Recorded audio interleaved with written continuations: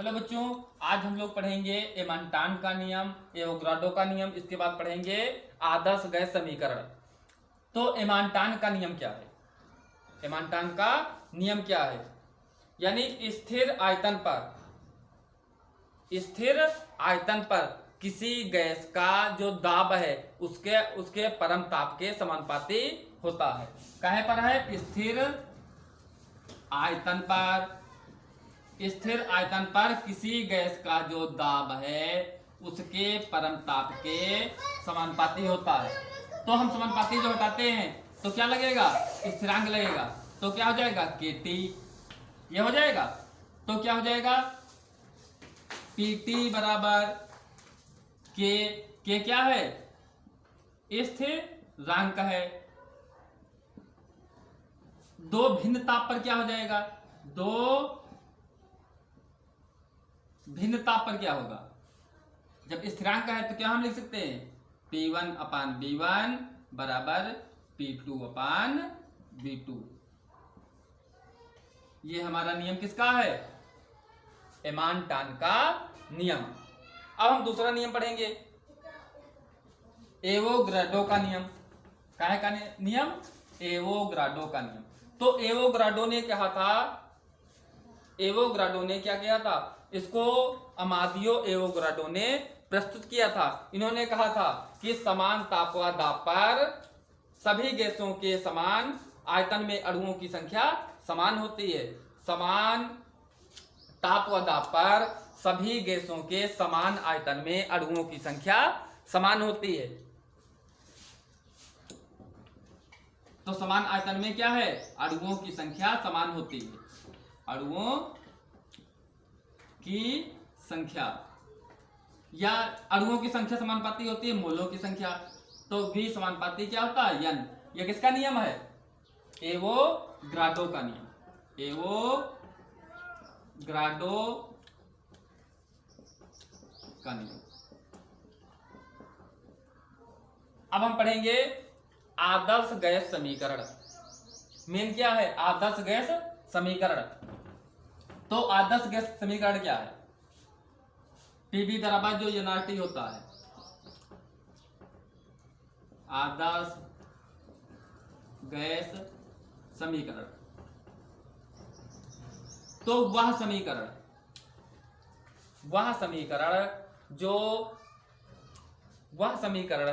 जो ताप दाब में संबंध व्यक्त करती है, आदर्श गैस समीकरण कहलाती है। इसके लिए क्या है?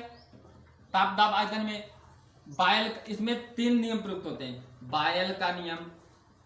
तो बायल का नियम क्या था? इसके पहले पढ़े थे हम लोग। बायल का नियम क्या होता है? स्थिर ताप पर किसी गैस की निश्चित मात्रा का आयतन उसके दाब के व्युत्क्रमानुपाती होता है। स्थिर ताप पर किसी गैस की निश्चित मात्रा का आयतन उसके दाब के व्युत्क्रमानुपाती होता है। समीकरण नंबर 1। चार्ल्स का नियम क्या होता है? चार्ल्स का नियम क्या होता है? अब क्या है चार्ल्स का नियम? क्या होता है? स्थिर दाब पर क्या है? स्थिर दाब पर किसी गैस की निश्चित मात्रा का आयतन उसके ताप के समानुपाती होता है। अभी हम लोग पढ़े हैं तीसरा नियम। क्या पढ़े हैं? एवोगाड्रो का नियम। एवोगाड्रो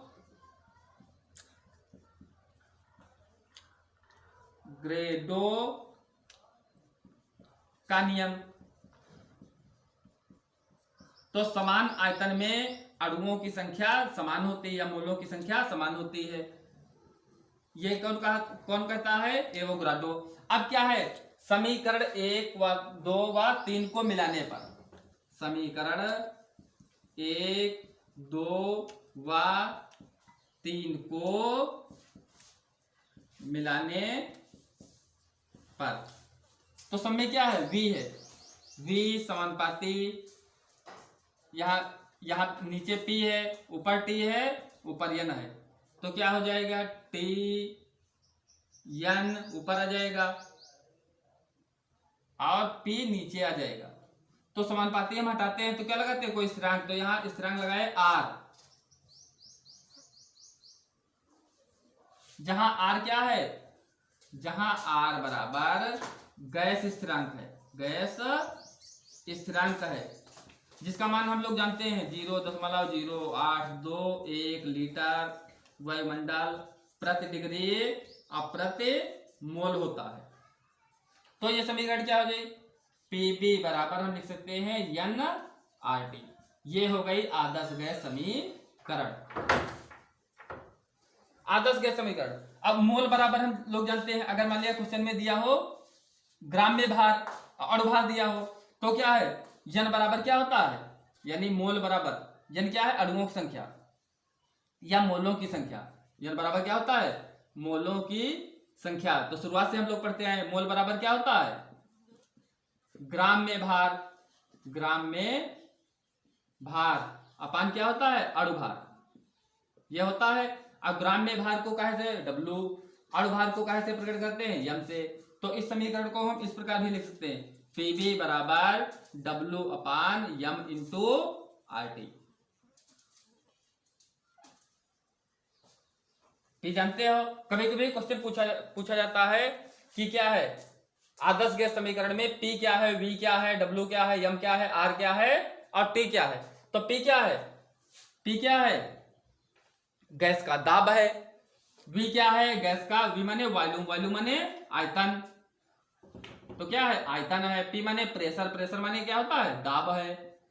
डब्लू क्या है, पदार्थ का ग्राम में भार, काहे में भार, ग्राम में भार। यम क्या होता है, अणुभार होता है, पदार्थ का अणुभार। आर क्या है, गैस स्थिरांक है, जिसका मान होता है 0.082 लीटर वायुमंडल। टी क्या है, परम ताप है। Thank you.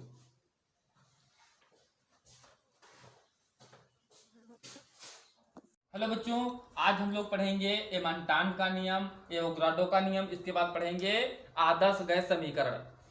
तो एमांटान का नियम क्या है, एमांटान का नियम क्या है, यानी स्थिर आयतन पर किसी गैस का जो दाब है उसके परम ताप के समानुपाती होता है। काहे पर है, स्थिर आयतन पर किसी गैस का जो दाब है उसके परम ताप के समानुपाती होता है। तो हम समानुपाती जो हटाते हैं तो क्या लगेगा, स्थिरांक लगेगा। तो क्या हो जाएगा, केटी, ये हो जाएगा। तो क्या हो जाएगा, पीटी बराबर के क्या है, स्थिरांक है। दो भिन्न ताप पर क्या हो जाएगा, दो भिन्न ताप पर क्या होगा, जब स्थिरांक है तो क्या हम लिख सकते हैं, P1 अपान B1 बराबर P2 अपान B2। ये हमारा नियम किसका है, एमांटान का नियम। अब हम दूसरा नियम पढ़ेंगे, एवोगाड्रो का नियम। काहे का नियम, एवोगाड्रो का नियम। तो एवोगाड्रो ने क्या किया था, इसको अमादियो एवोगाड्रो ने प्रस्तुत किया था। इन्होंने कहा था कि समान ताप व दाब पर सभी गैसों के समान आयतन में अणुओं की संख्या समान होती है। समान ताप व दाब पर सभी गैसों के समान आयतन में अणुओं की संख्या समान होती है। तो समान आयतन में क्या है, अणुओं की संख्या समान होती है।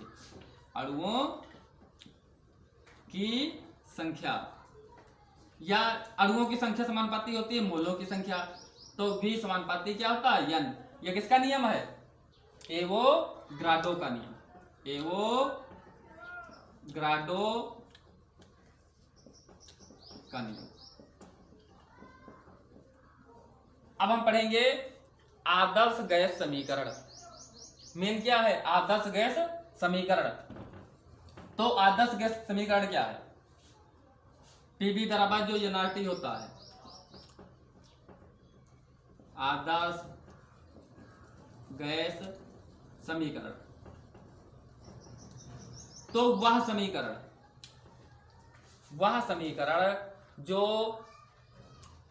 समीकरण जो ताप दाब में संबंध व्यक्त करती है आदर्श गैस समीकरण कहलाती है।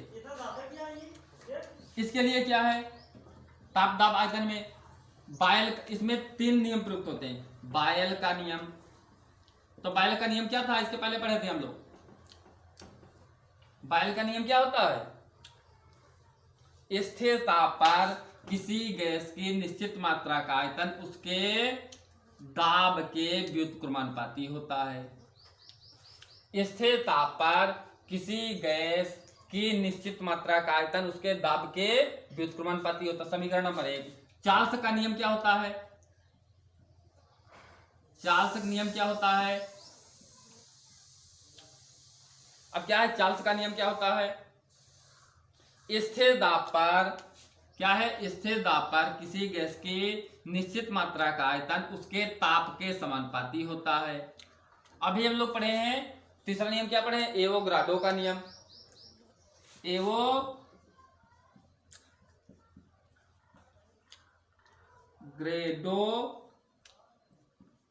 का नियम, तो समान आयतन में अणुओं की संख्या समान होती है या मोलों की संख्या समान होती है। ये कौन कहता है, एवोग्राडो। अब क्या है, समीकरण 1 व 2 व 3 को मिलाने पर, समीकरण 1, 2 व 3 को मिलाने पर, तो सब में क्या है, V है, V समानुपाती, यहां नीचे P है, ऊपर T है, ऊपर N है, तो क्या हो जाएगा, T N ऊपर आ जाएगा और P नीचे आ जाएगा। तो समानुपाती हम हटाते हैं तो क्या लगाते हैं, कोई स्थिरांक, तो यहां स्थिरांक लगाए R, जहां R क्या है, जहां R बराबर गैस स्थिरांक है, गैस स्थिरांक है, जिसका मान हम लोग जानते हैं 0.082 लीटर वायुमंडल प्रति डिग्री प्रति मोल होता है।